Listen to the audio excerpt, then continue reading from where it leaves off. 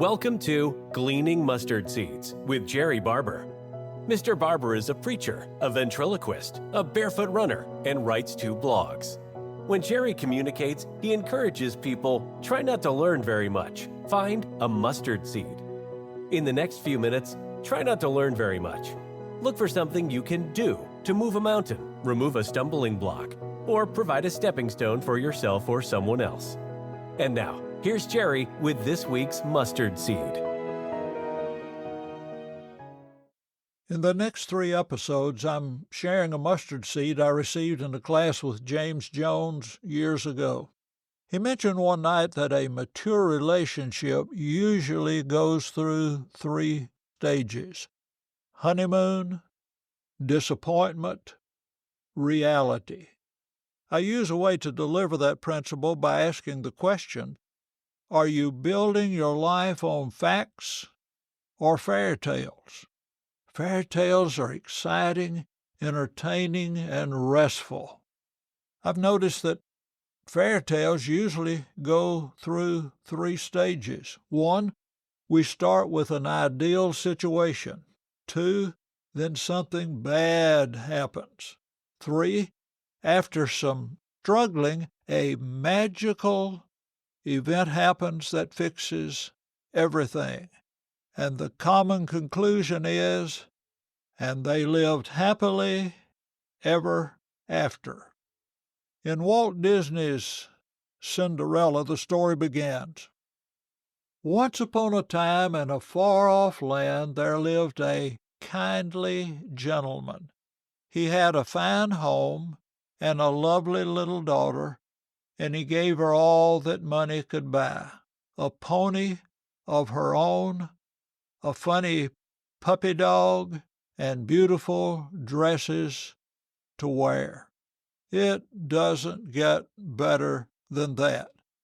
But soon after, her father married again, and the stepmother and stepsisters make it horrible for Cinderella.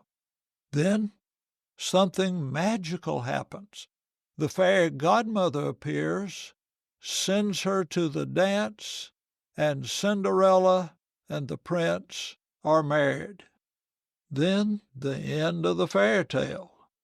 Soon she was princess of the land, and she and her husband, the charming prince, rode to their palace in a golden coach to live happily ever after. Fairy tales are fun, but it's dangerous if we start believing them. It's important to distinguish between fantasy and reality. Many people are looking for their fairy tale to come true. When I get to be a teenager, when I get a car, when I get out of school, when I get to college, when I get married, when we buy a house, when we have children, when we get our debts paid off, when we get our children raised. If we could only move, if I had a new job, then I will live happily ever after. Recognizing that mature, lasting relationships go through different stages and experience growing pains can be helpful. First, there's the honeymoon, extreme happiness, ecstasy. Everything and everyone is beautiful, perfect, and serene. Then disappointment comes. It isn't perfect. I didn't know it was going to be this way. I'm disappointed. This is the crucial stage. I either work on my disappointment or I go looking for greener pastures where I can live happily ever after. If we work through our disappointment, we recognize this is reality, and we say to those around us, let's work and grow together. In John chapter 6, Jesus fed 5,000 men with 5 loaves of bread and 2 fish. When they had finished eating, the apostles filled 12 baskets with the leftovers. The people were amazed. When the people saw the sign that he had done, they said, "This is indeed the prophet who is to come into the world." Perceiving then that they were about to come and take him by force to make him king, Jesus withdrew again to the mountain by himself. John 6:14 and 15. This was great. They were amazed. They wanted him to be their leader. This is the honeymoon stage. The next day, the people came to him again. Jesus taught them more. Listen to these verses from John 6. "Truly, truly, I say to you, you're seeking me not because you saw signs, but because you ate your fill of the loaves. Do not work for the food that perishes, but for the food that endures to eternal life. For the Son of Man will give it to you, for on him the Father has set his seal. For the bread of God is he who comes down from heaven and gives his life to the world. For I have come down from heaven, not to do my own will, but the will of him who sent me." So the Jews grumbled about him because he said, "I'm the bread that came down from heaven." They said, "Is this not Jesus, the son of Joseph, whose father and mother we know? How does he now say, 'I've come down from heaven'? Truly, truly, I say to you, whoever believes has eternal life. I am the living bread that came down from heaven. If anyone eats of this bread, he will live forever. And the bread that I will give for the life of the world is my flesh. Truly, truly, I say to you, unless you eat the flesh of the Son of Man and drink his blood, you have no life in you.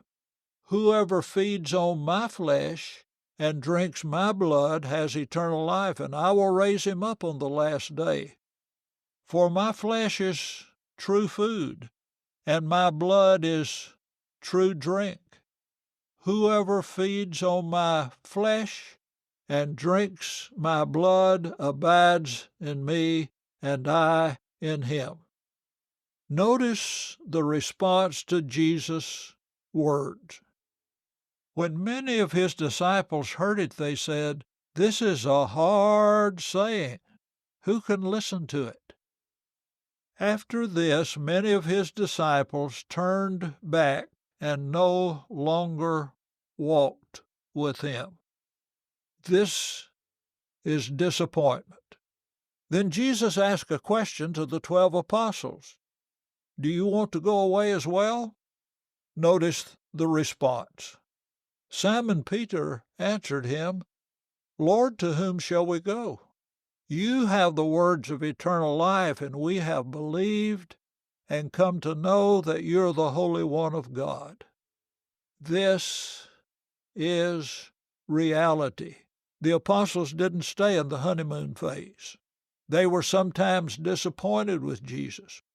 After Jesus' resurrection, and shortly before his ascension, we read in Acts 1:6.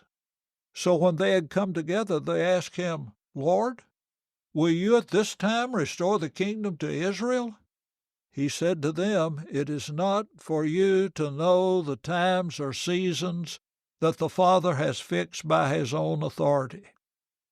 They didn't get everything they wanted, but they stayed with Jesus. In the next episode, let's apply this principle to our relationships. Thank you for listening to Gleaning Mustard Seeds with Jerrie Barber. If you found a mustard seed, send a text or email with the link to a friend. This podcast is brought to you in partnership with the Ministry League Network. Ministry League is a global platform dedicated to equipping Christians with the tools they need for ministry, worship, and personal growth. Featuring over 50 podcasts created by members of the Lord's Church, Ministry League provides uplifting and biblically sound content for all ages. Through the Ministry League app, you can access these podcasts, a digital songbook for worship, free Bible study materials, curriculum, and other ministry resources to strengthen your walk with Christ. Don't miss out on the latest updates and podcast episodes. Subscribe to the Ministry League YouTube channel for daily content and exclusive insights into the work of the Lord's Church, or visit ministryleague.com to explore what's possible. Ministry League, equipping you for every good work. Thank you for listening. Jerry looks forward to next week as we continue to collect and plant mustard seeds.